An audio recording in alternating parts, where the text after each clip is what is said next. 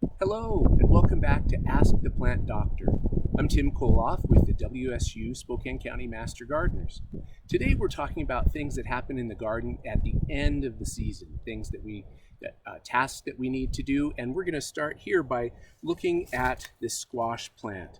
One of the questions that we have at the end of the season is, with not as many days left, how do we make sure we maximize the harvest from our garden? And we can see here this beautiful winter squash is developing, and also on this plant we see it's still trying to produce new squash, but we probably don't have enough time for this plant to produce or to take these squash all the way to the same stage as this one.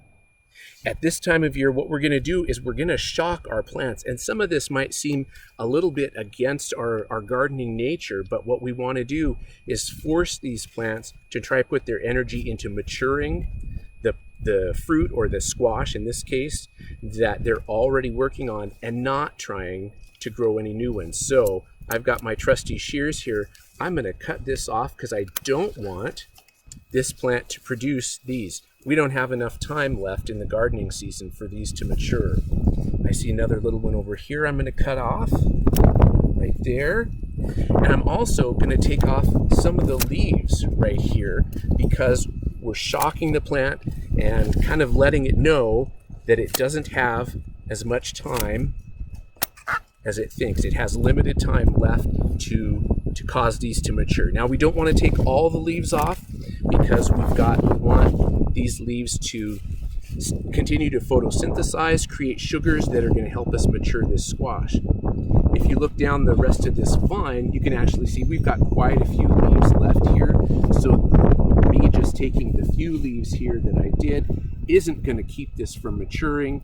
It's going to help us. It's just going to, as I said, shock the plant into hopefully maturing this squash before frost comes. We don't want frost to deprive us of this harvest. This works not only with squash, but also with tomatoes. And you can see over here, we've already trimmed this tomato plant. We've taken a lot of the leaves off of it.